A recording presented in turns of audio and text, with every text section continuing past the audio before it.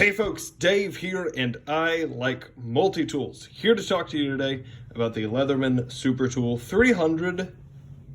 300M.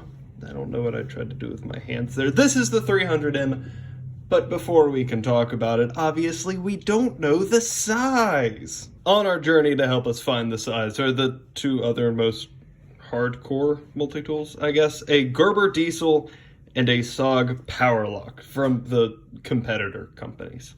This is how big they are closed. Here we sit with pliers exposed. And here are the primary blades of each of the three tools, so that we can see that really in all respects between these three, maybe not necessarily the best comparisons, but cross-brandedly it is that I have access to. And we can see that across all categories, the 300M is just a big tool. So this is the much anticipated, by me at least, 300M. And the reason that I was excited for it is because there were a lot of updates that benefit me personally. However, there are also some drawbacks with the original Leatherman SuperTool 300 model that kind of have to be addressed. That's your gold and your garbage. To start out on the gold, I'm just going to go ahead and throw out a quick I love the color combination and move on from there. More meaningfully, however, is the tool set. This has an absolutely incredible tool set, even more so in my opinion than the original SuperTool 300. A few of the big changes are that this one has the awl. I do have, as far as the SuperTool 300 versus the 300M versus this model, I do have a whole video. So if you've got more in-depth questions, like just pop over there, I guess.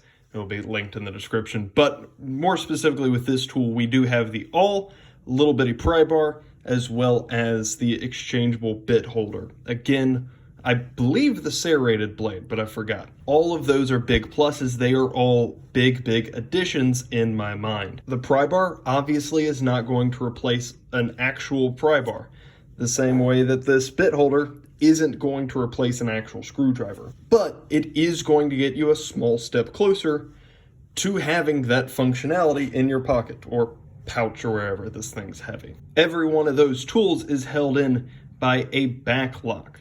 So while let's say your serrated blade is open, there's a little bit of a blade rock, but it's not functionally going anywhere. There are certain tolerances that I am more capable of forgiving on a multi-tool than I am on an actual dedicated knife. Because, again, it's half of a knife. You're trying to do something different. Also with the main blade as well as the serrated, that's 420 HC. Same as with I believe, the cutters, although that doesn't really matter as much. With the pliers up here, stout, hot dog, these are some solid boys, along with little screw holes right here, because again, this is a more military firearm-minded tool, which we're going to see specifically in a couple ways later. But what that means is that you screw in the brushes into those holes, it goes through that hole, and my understanding is that suddenly you have a way to clean your gun a little bit more efficiently. Not something that matters to me, but I'm a strong believer in using every part of the buffalo, so you see a bare spot right there, punch a hole in it, make it useful. I'm good with that. The size is also a big plus for me in certain situations. Now, my favorite Leatherman ever made is the Rebar, which is essentially just a very scaled down, about 3/4 scale of a super tool. This is a little bit more pocketable. If you've got to, throw this in your pocket or something like that, this isn't going to be giving you a whole lot of hassle. However, there are also certain limitations that come with this smaller tool. Being able to put as much force on it, or at least the feeling of being able to put as much force on it. The size of certain of these tools. The tool sets themselves, the pry bar, the exchangeable bit holder, I'm guessing are probably not really ever going to be coming to the Rebar because they're done here. There are obviously ways to mod it yourself. Not something I'm super into from a Leatherman standpoint. There are ways to do that, however. But when you need a bigger tool, you need something a little heavier. You're trying to turn bigger bolts. You're trying to, You just need an increase of versatility. The Rebar's a great tool, but part of just it being a little shrunk and its tool set being a little shrunk is that it doesn't have quite the same versatility. Lynn Thompson of Cold Steel has a saying that if you know what you're doing, you can you can do all of your small knife things done with a big knife, but you can't do big knife things with a small knife. The principle applies here. Anything that you would use a small tool for, you can do with the SuperTool. That nose is precise enough to pluck arm hair. I've tried. However, if you need to do a bigger job, more intense, throwing in a little Leatherman micro or something like that, it's not going to do the same thing. So solidarity is a big, big deal here. I'm a strong believer that half the knife is the sheath, and with a multi-tool, that principle also applies. These are the extras that you get in the package with the SuperTool 300M. Note that all you get with the regular SuperTool is just a sheath. It's a good sheath, I don't mean to knock it, but you get the extras. One of those is one side of a Leatherman bit kit card, which is always cool if you've ever got just a little bit of extra cash lying around. Pick up a couple of these, leave them in random places. They come in tremendous help. This is the bit extender, specifically made for the 300M. The regular extender looks like this. So if we move that out of the way, you can see that the regular extender here on the right is a little more knurled, whereas on the left, it's just ridged. It doesn't grab as much, I suppose. And I was talking about military gun-specific stuff.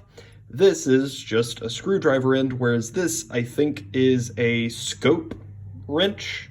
You can do gun things with that tip. If you recognize what this is, then you know. So I don't have to explain it. Haha!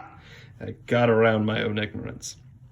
But what this does is you just pop that in your bit exchanger thing, and now you've got access to 1/4-inch bits.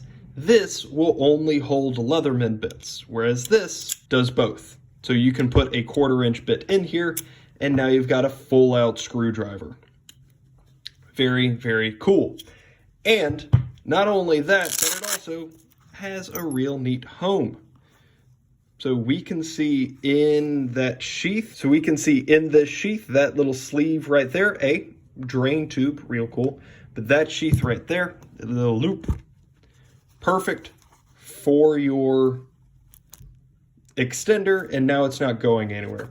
Lets you keep it up and out of the way, and while I'm not a fan of Velcro, I would obviously prefer that all Velcro be snap closures, but this is a big enough patch of Velcro that it does hold solid. Elastic around the edge, moly webbing on the back, it's a real good sheath. And finally, for concept, all you're doing is taking an existing and beloved model and just tweaking a few things to make it a little bit more purpose-driven. Great idea. It's like that one time that Leatherman took the squirt and made it an electrician's tool, which is awesome, and then they discontinued the electrician's tool, and now I can't find any, so there goes Christmas. Not all can be good, some must be bad, and we're going to start up here with the cutters. These are exchangeable, which means that if they break, you can just go get a new one. It was not always like that. Here, a Leatherman Wave, by the way, size comparison. This is more about the size of a Surge. But with the old style of cutters, if these bend or whatever, you got to file them back into shape. With these, if these bend or break, you can go get new ones. The problem with this, not the problem, my caveat, I suppose, is that I have never had problems with either the exchangeable or the old style. I cannot in my personal life tell a difference. However, there was a thought video that Pete from Centric Ada Gear released some time ago, several months I believe, where he posited that, the exchangeable bit cutters, he apparently has had problems with it. I've read stories of people online having problems with it, and posited that this may be more or less of a cop-out for Leatherman. So instead of people sending in their tools to be fixed when they do have problems, suddenly they can make money off of your pain. I don't know how I feel about that. It's probably true to some extent, and if so, that sucks. But again, I have not had any kind of problems to that regard. With size comes weight, and there's no way of getting around that this is a chunky boy at 9.7 ounces. Let's go the Leatherman Wave, most popular multi-tool on the planet, 8.5. Let's go a Gerber center drive, you're looking around 10 ounces. And let's go the Surge, just for chunky boys. Yeah, this one's big, this one's a full pound. So it is not as big as some other options, but it's not light. I almost forgot to compare it to a Rebar, which is about 6 ounces, 6.5 ounces. So this is not going to be something that you want to leave in the bottom of your pocket all day, but that's why it comes with a super cool sheath. What I do is put it in the sheath, leave it in the bottom of my bag till I need it, because it's not as heavy on my shoulders as it would be in my pockets. Not a huge problem, just something to be aware of when you're starting to talk about full-size multi-tools. The coating is not perfect. It's not impenetrable. You can see here that while I was trying to fix it, we'll get to that, did end up scraping the coating a little bit, so this is not as hardy as what a DLC would be. I think this is Cerakote. I'm not entirely clear on the process, but just understand that this is going to get love marks all over the place the more that you use it. Also, with the plus, in the using every part of the buffalo, I forgot to mention that they have the ruler along the sides. Big plus for that. One side inches, one side centimeters. Good job. Unfortunately, in my experience of this tool, QC was an issue for me, quality control. When I first got this tool, when I first received it, one of these arms was stupid loose.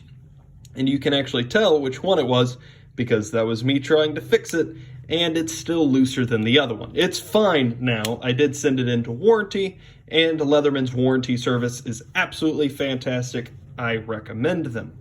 However, if, my only experience with the tool isn't a great one, I don't know how widespread that is. It's just something I gotta mention. Something that people are more likely to run into, though, is availability issue with this model specifically.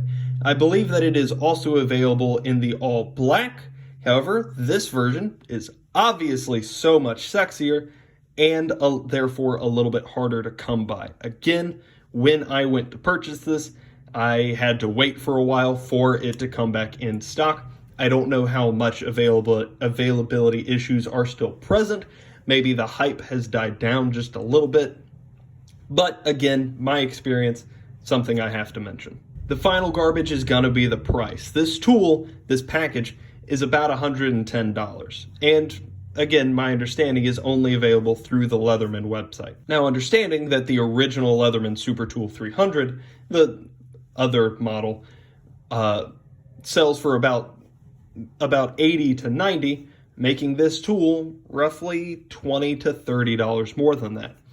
Now, again, this package is different than that one, so it's not a straight one-to-one. You do get half of a bit card, or half of a bit kit. You do get an extender, an overly specialized one, in my opinion, and you do get a sheath that's just a little bit cooler than the other one. Is that package worth $20 to $30 more? I don't know. I can't answer that. What I do know is that this little thing, or rather, this little thing, sells by itself for about $15 to $20. And I can say straight up outright that that is abusive. Why is this $20? So if you were to try to call Leatherman on their pricing, they would probably bring up that you get this for free, except that it's already overpriced, so that's not an actual plus. Not really. The price, obviously, I was able to justify it to myself because I really like this thing. Just something to be aware of going forward. So that is the Leatherman SuperTool 300M. It is essentially one of my favorite models, made a little bit better for me. The original 300 includes a saw that's useless in my life. This includes a pry bar, which again is one of only two multi-tools, Gerber center drive, one of only two multi-tools that I know of to do that. There were complaints up front, or concerns, I suppose, that using the pry bar might weaken the joint. I would suggest be careful and carry an actual crowbar, because again, this will only ever be half of a tool. This is not a full tool. But with the inclusion of the bit exchanger, it's a whole lot closer to a full toolbox than it was originally, and that's pretty neat. If you have questions, comments, concerns, or suggestions, let me know down below. If this was helpful to you, let me know. And other than that, y'all have a great day.